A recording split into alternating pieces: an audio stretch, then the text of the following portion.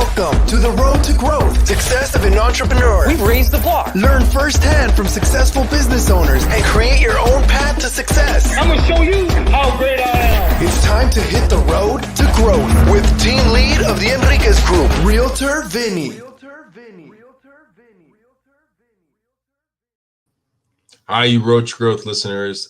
Today I'm excited for this one. I'm excited for most of my interviews. I'll say all my interviews. I don't want to make anyone feel bad, but I got Stevie on here right here. He's a mindset coach. He's gone through some stuff, like we've all gone through some stuff at growing up, and I think what he's gone through has helped him understand what other people are going through and helping them kind of come to realizations, understandings, and things like that. But Stevie, you can tell the listeners probably a little better than I can of what you do and who you are. Why don't you jump in? Yeah, by all means. So thanks so much for having me, Vinny. Great to be here. So a little bit about myself. I'm a mindset coach, like you said, and it's always difficult to explain what I do because it's not. I'm not a big fan of job titles or even the title coach. I look at coaching as a tool rather than a profession. I rescue high achievers from jobs or professions that don't fulfill them, that they don't have passion for. And I help show them what it is that they did come here for, identify and connect with their purpose in life, and then teach them how to create a profitable venture doing what they love. So the first I kind of come up to is what's your take on nature nurture on society? Is it, you think 50-50? Where do you see that as a person? How do you cut out a little bit there? Did you say nature versus nurture? Yeah, exactly. So how do you mean exactly? Can you give me a bit more context on the question? Yeah, so we talked about it briefly before we got on camera about we all have our origin stories and we all come from somewhere, right? So that would be kind of more off of the nurture aspect of it. But do you believe that who we are as a person, there's still some of the, I guess, nature aspect of it? Does that make sense? Is it 50-50? Is it more so your origin of kind of what happened to you defines who you are as a person? Yeah, okay, I get it. So I believe deeply that we all come here with a purpose, right? And that's probably what you mean by nature. What is it that we came here to do? What's the mission that we came here to fulfill? And yeah, that's a big part of what I believe and what I teach, and help people really understand what it is that they did come here to do. A bit like the lines in a piece of wood all have their individual unique grains. You know, we too each have our own unique individual things that we enjoy. But the way in which we identify that, the way we identify that purpose and that bliss, that unique gift, that thing that makes us really happy is looking back through our origin story, right? What were all of the things as a child that we really loved doing? What were the things that we could spend hours and hours doing without feeling like it took more than 5 minutes, right? Where could we get lost in time? What are some of our employment or experiences in general that we've gone through, and how they guided us? What did we enjoy about them? What did we accomplish? Where were the important U-turns that we took in life? What were some of the really profound and impactful things that we experienced, and how did they affect the decisions that we took in life, right? Where did we shelter and play safe and tell stories, start telling stories to ourselves about we're not good enough, we're not important enough, we're not worthy enough, or whatever it might be, right? We have this internal story that at one point in our life kept us safe, right? It was a valuable conversation that we had internally, but it continues to play years later, and it keeps us going away from what that true purpose and path in life is. So looking back through that origin story, we can kind of start pulling the pieces together of, oh, I get it. I see where I picked up that story from. I see where I had this decision to say, for simplicity's sake, to take this job or not take this job. And I chose the job for safety and practical reasons rather than it being something that I really wanted to do, that I was passionate about. So it's about unraveling our origin reveals what our purpose is. So they mold together. Do you, when you sit down with someone, right, that you're having a conversation with, do they put together, is it like a roadmap of trying to figure out where the big moments in that person's life are, or how they made that decision for there? Is it similar when you talk to multiple people? Is like, what's that structure look like when you're talking to someone and trying to figure out those highlight moments? Yeah, so the bliss work, the purpose work, it takes about 2 months. There'll be different exercises each week. You start off looking at all the things that you love to do. You looked at some of the things that have disrupted you throughout your life, and it's a process of unfolding what our true lines of nature are. So it's a little bit of work each week, which adds on to itself. And people, everyone has their own pace of understanding what their bliss is, but the lines begin to unfold pretty quickly. Right? I could give you some exercises after today's class, Vinny, and you could go away and do some work tonight or tomorrow, whenever it was, and you'd be like, wow, yeah, I forgot that I love that so much, right? How could I put that away? And then it will just add on and layer on from there. And then, as we get into some of the bliss disruptors, which the two main disruptors are fear and desire, right? So it's fear of not having enough money, fear of not being safe, fear of not being acknowledged or highly sought after or respected in the community and in the family, and then desire to have more money, desire to have more prestige, desire to have more success, desire to have a certain standard of living that we convince ourselves we won't be able to attain by following what it is that we truly love. Now, walk us through kind of your journey. What got you into this? Where did you grow up? Where'd you come from? Yeah. So I was born and raised in UK, northwest of the UK. Born in Manchester, and went to school not too far from Manchester, about 40-50 miles away. And yeah, it was Thatcher's England back then. So obviously, as a child, you have no idea really about your outer environment, but it was very much a world of kids should be seen and not heard. There perhaps there wasn't a lot of emphasis on children, from what I remember, and my origin family. Again, I didn't know that now, but looking back at it now, it's oh so clear, were driven by a world of scarcity, of there's not enough, you need to find something stable and secure, a secure career, and money doesn't grow on trees, those kind of beliefs everywhere, which I've learned now that it actually does grow on trees. There's abundance and wealth everywhere you look if you're willing to open your eyes to it. So I went through my life, without going too deep into the story, Vinny, with picking up various different traumas, again, completely unknowing, and then through my way in life, finished school, went to university, not because I really wanted to or knew why I was going or had any particular direction or great vision in mind. It was just what you did. Right, it was just the best thing that you could do to give yourself a chance of success, whatever that means. And then went into, I did a bit of traveling and landed in the corporate world, with some romantic stories and different bits and pieces all tied around it. And then I worked in the corporate world, selling software for technology corporations for about 15 years. And I think throughout that time,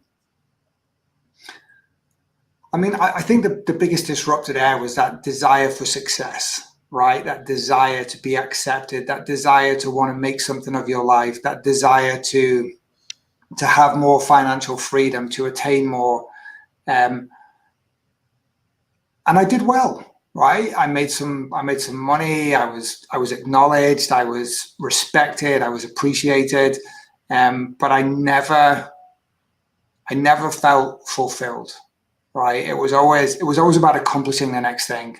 It was never really about enjoying where I was at, enjoying the project that I was on, enjoying the people that I work with. It always felt like a bit forced pressure. And I just think with that came an awakening, right? I began to ask myself some big questions in life. People would land into my life and introduce me to different concepts, different books, different authors, the world of mindfulness and awareness and spirituality kind of landed on my plate. and I started going down that journey. And I think the most profound insight, excuse me, I probably had was, I'm a big admirer of an author called Joseph Campbell, who, if you don't know Joseph Campbell, he was basically the guy who invented the phrase "follow your bliss." Follow your bliss in life, and that's where all the good things happen. And you probably know Abraham Maslow, right? So Abraham Maslow, with his hierarchy of needs, it starts with security and then safety, and there's 5 different needs which end with self-actualization. Well, Campbell said, I think somewhere back in 1960, that although very noble, anyone who's living for those things essentially has nothing to live for. In other words, they're very basic things in life that most of us strive to attain every single day. And even if we get there, right, even if we make it to the top rung in that pyramid, there's still a feeling of emptiness, of now what? Now I've attained all this, I'm still, so what? I think that was the biggest profound realization for me is this idea that until you connect deeply with the reason why you came here and really understand that and really start living in alignment with who you actually are, you'll always feel empty. You'll always feel lost. You'll always feel there's no money or wealth or success or recognition in the world that can repair that connection that we lose from not following our purpose. And it's a bit like, the best explanation I've had is, if you can imagine a compass, right? A calibrated compass points true north, right? If you point it anywhere around the world, and it'll always point true north. Is what happens for us is when we start making these safety-based decisions, our compass is off. Say 3 degrees off, right? So instead of pointing true north, we're headed off in this direction. And when you're 2 or 3 years out of college, right, the difference is not that big. It's not that much. So you feel a little bit of discomfort, a little bit of pain, but nothing that will make you want to break anything in your life at that point in time or make any massive shifts. But if you fast forward 15, 20, 30 years, in some people's case, you're way off. You're way off where you're supposed to be. And we feel it. Right, that pain that we feel when we wake up in the morning of dreading whatever it is we're going to do, or just some unknown anxiety around what might lie ahead. That is the pain we feel from not being where we are supposed to be in life, right? And we have 2 choices, right? For anyone who's listening and says, yeah, that's me, you have 2 choices. You can either continue down that path and just know that you're just going to keep getting what you've always gotten, or you stop and you take a hard left and you come back to your true path, which breaks a lot of shit, right, Vinny? You have to start showing up in a way where people are like, I don't like this new you. I like Vinny the realtor, right? With his Enrique's group sign behind him, I know who you are. You know, where if you start showing up as whatever it might be, it ruffles a lot of feathers. How was the ruffling for you when you got out of your kind of sales position and knew you had a different path of helping people? Yeah, I had to break a lot of relationships, right? I mean, I mentioned a little bit about my trauma earlier.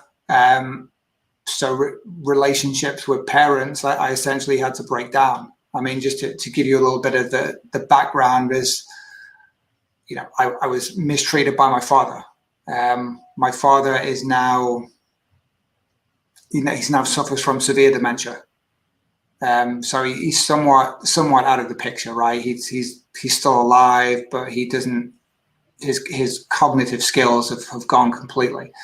But in my head, I'd always given my mother a pass, right? You know, she wasn't responsible, and then I think as part of that awakening, I saw all this behavior from my mother. One, she allowed it and never really told the truth about it, and secondly, she had this relationship with me, and I'm sure you'll laugh at this, Vinny. I think we all do with our mothers, where they can just trigger us, right, at the slightest thing, right? They can say things that will take us from a place where we feel real good to one where we just in an instant, right? We just we slide down the emotional scale back to this small child, and it was a case of calling her out on that and setting boundaries in that relationship. Just, you know, I'm not going to allow you to speak to me in a way that doesn't make me feel good, right? You don't speak to anyone else like that. So yeah, that was the big one. You know, I've let go of a lot of addictions in my life. I'm about 2.5 years sober now, Vinny.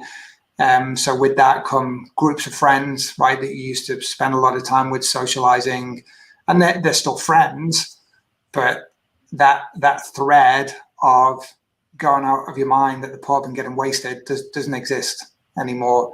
So as you clear old stuff out of your life, it allows new people, new friendships, new opportunities. It gives them space to grow. With regards to the trauma with your father, what was that? And also, did you ever forgive him, or have you forgiven him? Well, that's a big question, Vinny. So I've worked with lots of different therapists and coaches recently, right? It was something it was a can of worms I never opened until 3-4 years ago. And the subject of forgiveness is massive, right? And I remember working with this really skilled therapist, and we did that EMDR. I'm not sure if you've ever done that. I actually had someone on here, I think last week, that was talking about that. Yeah, no, it was a really cool experience, and she was very much of the opinion that you forgive when you're ready to forgive, right? I think you learn that there's such a thing as forced forgiveness, where you forgive because you think that is the road to freedom. And if you do that before you've actually truly acknowledged what happened to you and gone through the stages of anger, I'm not sure if you've seen the emotional scale is about 23 emotions that we have as humans. And I think at the very bottom, number 23 is like fear, depression. And then as you go up the scale, there's things like anger, resentment, and then all the way up to the top where you've got, I think there's about 7 positive emotions: hopefulness, optimism, joy. So it's, you know, you can't go from number 23 to number 1 immediately.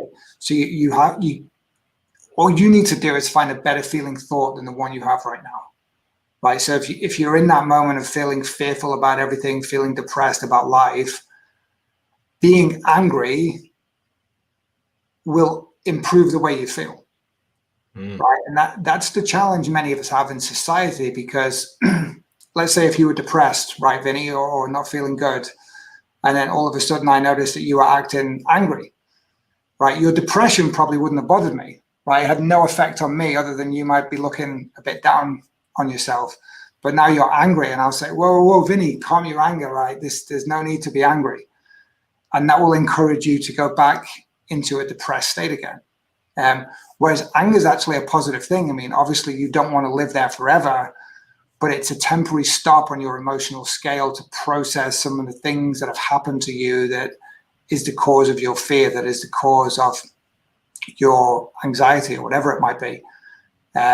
So it allows you to climb that emotional scale, process it, and then the better feeling thought that you'll have from anger will be perhaps one of, I don't know, boredom, or whatever it might be. But all the time you're climbing that emotional scale to process what you've actually been through.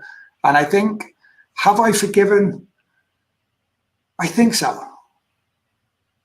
I find it a really difficult question to answer. How do you, because you're going through all the steps and working through in a positive way, and just instead, like you said, just to forgive and kind of forget kind of thing, but you're going through the steps. How do you compartmentalize basically the emotional roller coaster you're going through on like something big like that, while also, I guess, helping other people going through their kind of ruffling of their feathers and kind of changing the way they're looking at things? Was it hard for you to start to compartmentalize when you're going through your own stuff and kind of helping other people, or how was that a process like? Yeah, so my experience is people relate to people who also struggle.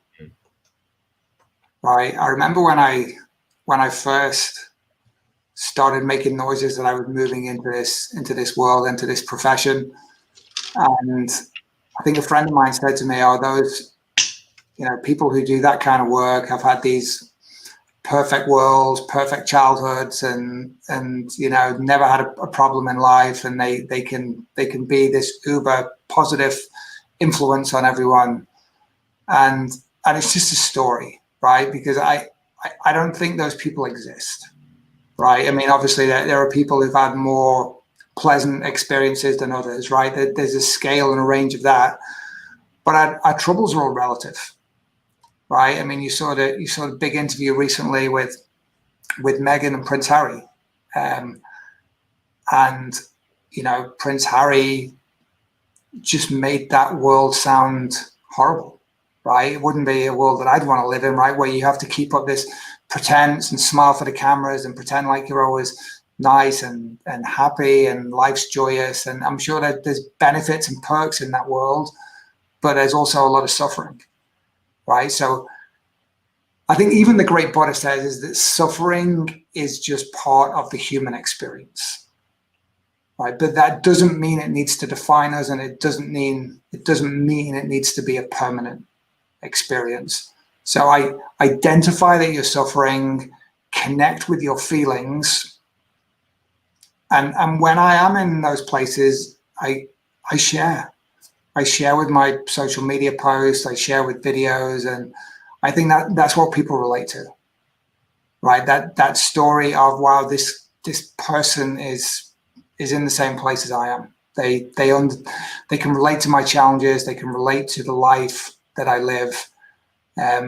Social media doesn't help for the most part, right, Vinny? Because you see young kids kill themselves regularly, right? We have a massive mental health issue and a massive suicide epidemic, but all these kids were all smiling and their life looked fantastic on social media.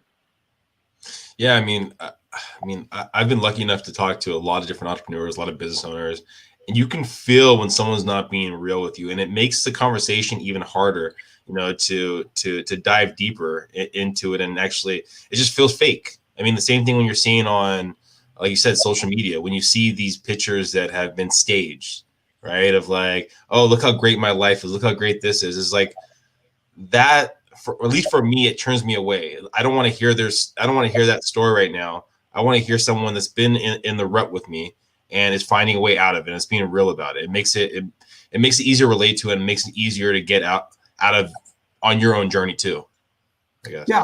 I mean, to use that example, right, Vinny, if you were if you were choosing to work with someone, then based off what you're saying, is you'd be more drawn to someone who has a story, who's overcome a certain something. And going back to what we were saying earlier about this origin story that we have, is people want to work with people that have kind of overcome something and are now following a North Star, right? You go there first, and then your tribe will follow you. Well, I mean, I know it's not a straight similarity, but if you're going to the gym, right, and you have the option of two different trainers, one trainer that's really fit and one that's really, I mean, overweight, morbidly obese, right? You're probably going to choose the one that's probably fit. I mean, because they're doing what they're teaching, right? Yeah. And if you've lived a perfect life and you never had to practice what you've taught, it's hard to say, does this really work, or is it only basically what they read in the book? Yeah, information is, everyone wants information, right? For some reason, we live in this world where it's like, tell me how I can do this. Tell me how I can build a business. Tell me how I can make money. Tell me how I can attract more followers. And that's not where the magic is, right? That's not what shifts the dial and turns people's lives around, right? What people want more than anything is transformation, right? Is the insights that they get from realizing that the beliefs and the conversations and the stories and the thoughts they've had with themselves their whole life is just not true. It's just absolute bullshit. That you can't read that in a book. You can't be taught how to do that on a video. It requires conversation like this, right? For you to open up to me, Vinny, and say, you know what, Stevie, I'll always be like this because of whatever, right? I don't want to cast any aspersions on you right now, Vinny, or put you in an uncomfortable spot, right? But we all have our stories. We all have our limited beliefs, and it's only by drawing that out to the surface and looking at it, right? And you don't want to look at it, right? Because you're like, no, I'm not talking about that, right? Never mind that. I'll be like, oh, let's go back to that video, that thing you didn't want to talk about. Let's have a look at that for a second. It's usually the painful conversations, the ones you need. Yeah. We either grow through pain or we grow through insight. Now, when you first got into the mindset coaching, right? I know you don't like the title, but when you first got into this line of business, right? And you're basically helping people come to the realization that, hey, they have to ruffle some feathers. The people they're surrounded with maybe aren't the best fit for them. I mean, those are life-altering changes that people are having to do. That first person or the first couple people that you started to work with, was that difficult? I mean, gaining their trust for you can actually help them come to the realization that they had to maybe make some changes? Or how did that process work when you transition into this line of business? Yeah, so to answer that really succinctly, you need to give people a glimpse of what better looks like. And people need to be ready to do that, and you get drawn together, right? So my way of working with people is I'll typically get on a call like this. We'll have a conversation, and if you experience profound insight during that conversation, you get committed to yourself. You get committed to want to, right? It's not a commitment to me. I really, like I said, when we talk about coaching is a tool. Obviously there needs to be that personal connection and that trust. And then it becomes more of a journey for the client, right? The client gets really, really committed to having more breakthroughs, right? It's hard to convince someone to work with you on a coaching basis, on a coaching relationship, unless they have that breakthrough, unless they have that one moment that's like, wow, wow, that's massive for me. And then a conversation around working together it's just a natural part of that process. So that wow moment, is that on the initial conversation that you have with them? Is it something they have to have in their own life to come to the realization they need someone? I mean, when does that wow moment happen? It's typically during a conversation like this. So they might come across me or I might come across them. We'll start chatting to each other, send a few messages. You know, what's going on? What's happening in your life? What would you like to do? What would you like to accomplish? Oh, you know, I'm a bit stuck here in this job. It's not going great for me. But blah, blah, blah, blah, blah, story. And then I think I can help with that. Would you like to have a chat? And for me anyway, I like to know that we can work together, right? So it's not a case of, here's what I do, here's how much it costs. It's always, let's have a conversation. I need to know what you're up to, how committed you are to fixing it, and that we have that chemistry to work together, and that I can help you, right? So we'll have a conversation, and then either during that conversation, I might say, look, I'm not sure I can help you, or if I can, I'll say, look, I think I can probably help you.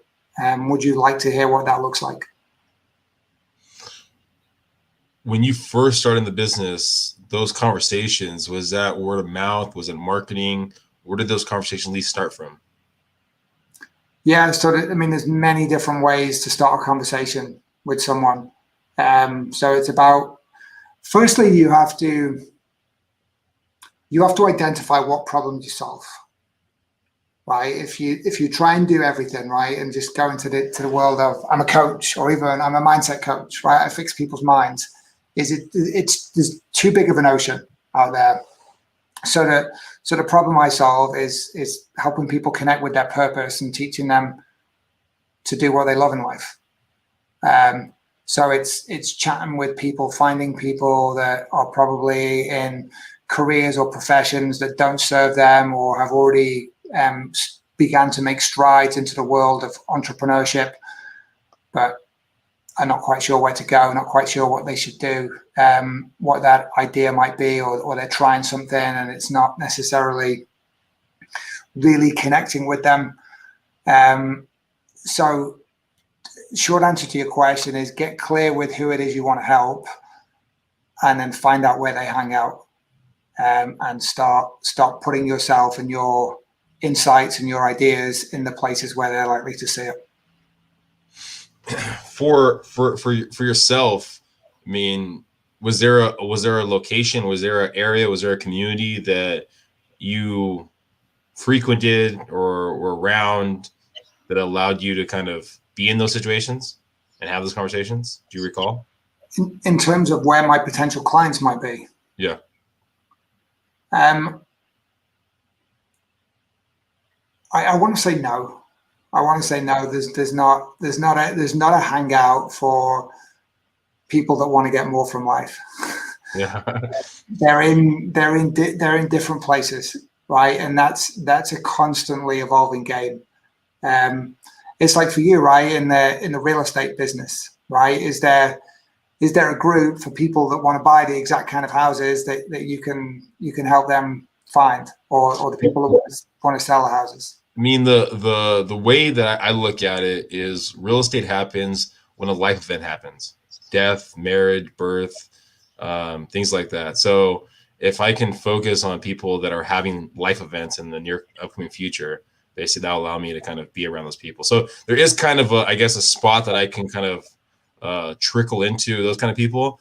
I wonder if there's maybe phrases, and I guess that for yourself, where you'll start hearing people say these phrases, and that means that they probably are not getting enough out of life. Is there something like that, at least?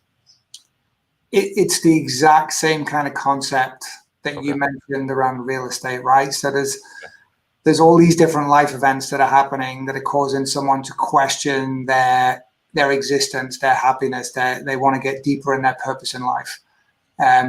So as you might look in many, many different places to find where those life events are happening, that's the same kind of game that we would have from a marketing perspective. Okay, fair enough.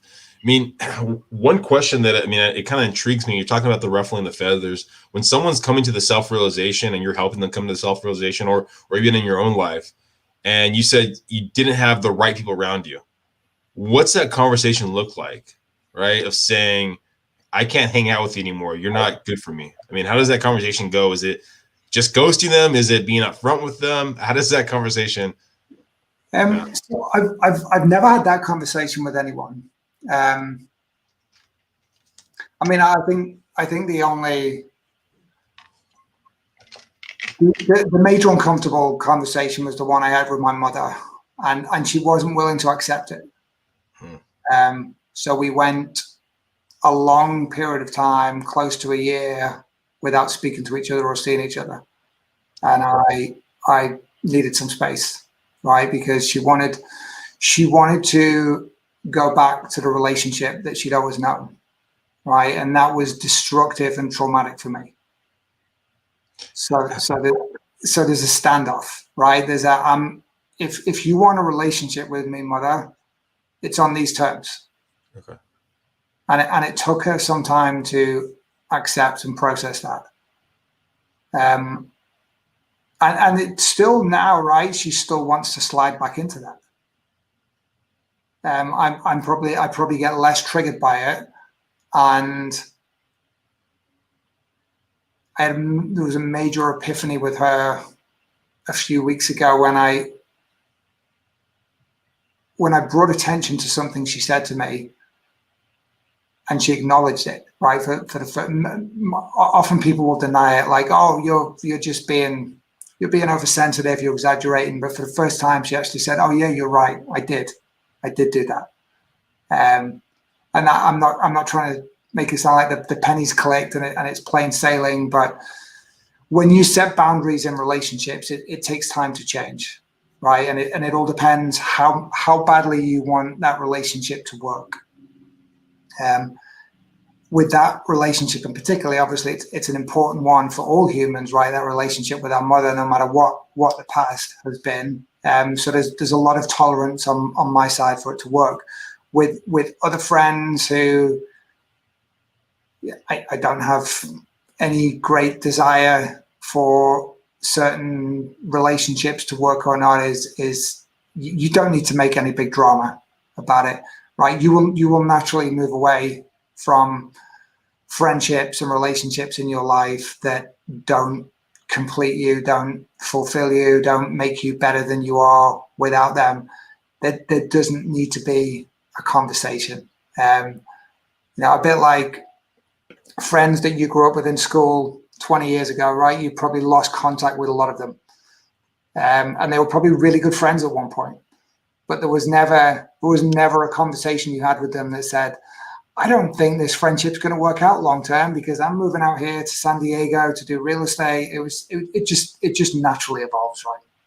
Well, I came to the realization that the words we use play such a powerful thing. Like, you have the words of affirmation, but I never looked at it with the idea of negative words, right? Where you might wake up in the morning and go, oh, I'm fat, or I'm this, or I'm that, right? And you start saying the words over and over, and you're basically writing your own story, right? And so you're doing kind of like a negative kind of affirmation on it, right? And so once I started coming to the realization of being careful with the words that I'm saying, I started being aware of the people around me and the words that they were saying.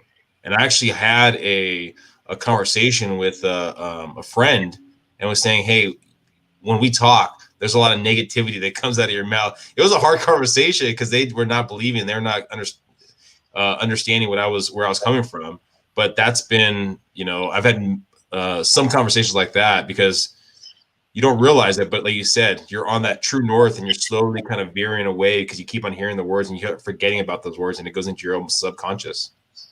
Yeah. So, I mean, that's a great catch, Vinny. So it sounds like you're very aware and mindful of the energy that you operate at. And, I'm a big fan of Abraham Hicks. I'm not sure if that's a a name you're familiar with, but it's essentially a law of attraction, teacher, right? And that is basically that it doesn't really matter what we say, it doesn't really matter what we do. In some essence, it doesn't really matter what we think. It only matters what the energy that we vibrate at, right? So if you and I, for example, right, let's say we go down the road of really honing in on some of the example you used of people that don't show up with honesty and authenticity, right? And we start bouncing back and forth and really building some rapport on tearing them apart and how bad they are for the world and how destructive they are, right? That would put us both on a really downward vibrational spiral, right? We'd be vibrating at an energy that is just full of separation and judgment and hatred and what have you. Whereas what I'm always looking to do now, and what I encourage everyone to do, is to elevate the way they think, right? And if you elevate the way you think, that will automatically elevate the way you vibrate. And it's all about that emotional scale I mentioned. So wherever you're at, just look for a better feeling thought, right? So if you wake up with some, I don't know, let's say you have a big deal, Vinny, that falls through on you, right? There's a big deal, big client, at the last minute they decide not to buy, not to sell, to go with a competitor, what have you, and just totally immoral, right? They've gone back on their word, that trust is broken.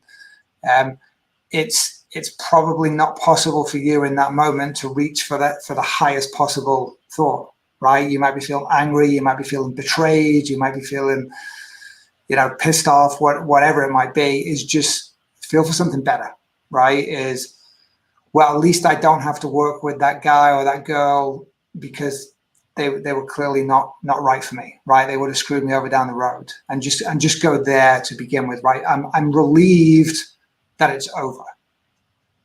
I'm relieved that even without that deal, I still have a roof over my head and I still have food on the table. And then just climb from there, right? Climb for the next best feeling thought. I've forgotten what your question is now, Vinny. Sorry, I'm off. No, you're perfectly fine. Question. Okay, so you talked about when we first got on here about growing up, right? It was, okay, go to school, do this, do the next step, and you kind of almost had like a roadmap of what you had to do, right? If you could look back at that younger self, what kind of advice would you give that kid? Oh, very simply, mate, I would just say, do what makes you happy. Follow what makes you happy. Right, and you will always be okay. Right, I think we have these irrational fears in our life that we're gonna end up on the side of the road, homeless, with no food to eat, and that's kind of the worst case scenario, right? That many of us go straight to. And in reality, there's so many steps between us and that eventuality, right? Even if a couple of things don't go well. There's so many safety nets built in, and if you continue to, most of the good things, most or all, I'd say all of the good things that happened in our lives, Vinny, we had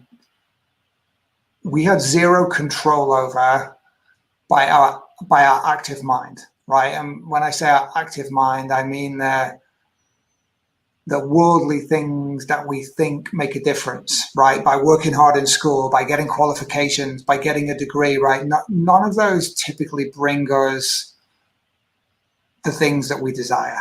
The things that we desire come to us because we desire them and we let go of resistance towards them, right? And they land from wherever, right? I don't know if you can go back to your life and think of relationships that have come into your life that just show up out of nowhere, jobs, money, right? A big deal that just dropped out of the sky onto your lap.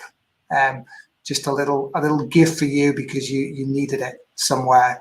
It's not because you followed this plan, right? And you did A, and then you did B, and then you did C. It was more of a, here's what I want.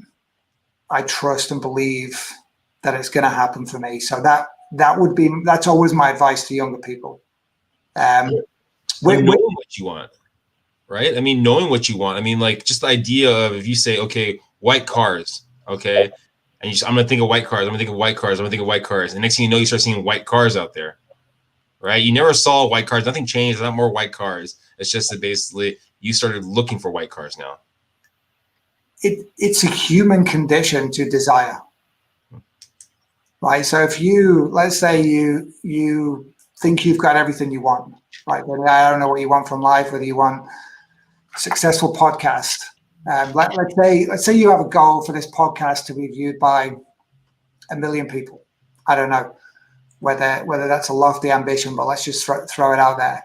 And then you hit that goal, right?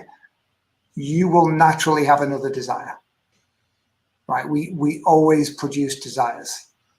And that's what the universe is built on, right? If you look back at this world, when we used to knock about with sticks and stones, right? And look at everything we've desired right now with phones and internet and buildings and, many of the cool things in our lives and also many destructive things, right? And we'll send rockets to planets millions of light years away with rovers that can parachute onto, it's amazing what we have desired and produced. So how do you know what you want is it's always right there. And that doesn't mean it's not going to change 5 years from now or 20 minutes from now. But typically, if you pay attention to your intuition, you will know what you want. Is there a question you can ask yourself? And I'll preface it with this. I had someone on the podcast a long time ago, but he said, he looked at it, he goes, the question people ask is, if you knew you couldn't fail, what would you do? But the second question you ask to that is, if you knew you would fail, what would you do? And once those two align, you know you're on the right path.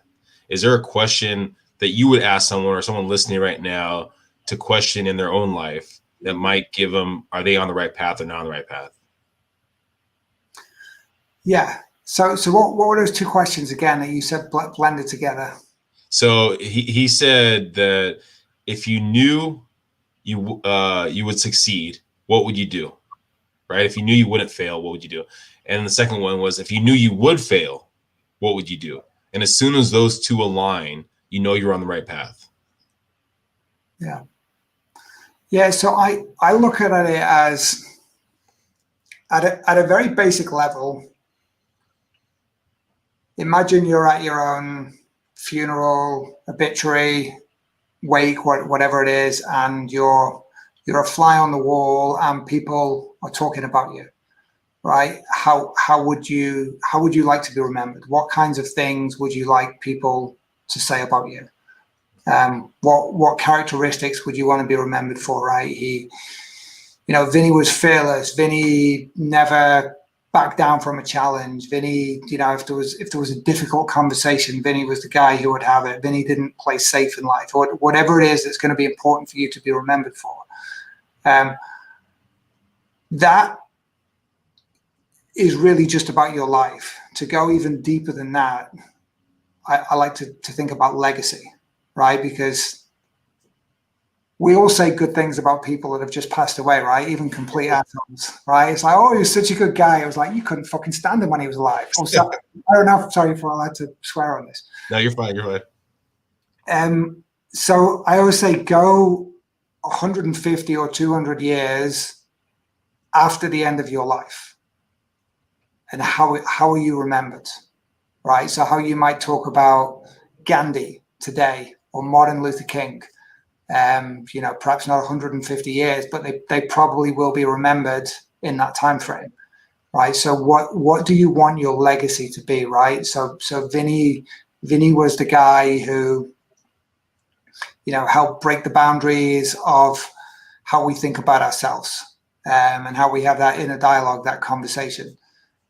So and that's a big part of the kind of the purpose and the bliss work we do. And it doesn't need to be earth-shattering, right? It doesn't need to be a Gandhi or a Martin Luther King or a Mother Teresa, right? We don't need to have these ultra big personas that are known throughout the world, right? We can still leave a legacy in our own little small corner of what we do. That doesn't need to be that plays into the world of kind of ego that I want everyone to know who I am. It's a big question to ask. I mean, so yeah, I mean, that's definitely a very big question. If someone's listening right now and wants to follow Stevie more, reach out to him or anything like that, or wants to follow his journey, I mean, what's the best way for them to follow you, Stevie? So I'd say the best way to follow me is to join our community on Facebook. We have a community on Facebook which is called Passion, Profit, Impact, specifically for heart-centered entrepreneurs or people that want to move into that making a difference to the world in a heart-centered way and really get connected with our passion. Then come and join that community and join with me. If you already like, right, I need an intense, powerful conversation, I'm ready to make some big changes in my life, reach out to me directly. I'm on all the major social media channels, Facebook, LinkedIn, Instagram. Just connect with me and make contact. Sounds great. Well, thank you, Stevie, for being on the Road to Growth podcast. I mean, I love your journey. I love your idea. And, I think there's a lot of nuggets for people listening right now to look at their own self and their own journey and see if they're on the true north, if they're on their way up in the right way, or if they've kind of dissected a little bit over time, a little more over time, a little more over time. But yeah, follow Stevie, join his group on Facebook, and reach out if you want to make some drastic changes. Thanks again, Stevie. Smashing. Cheers, Benny.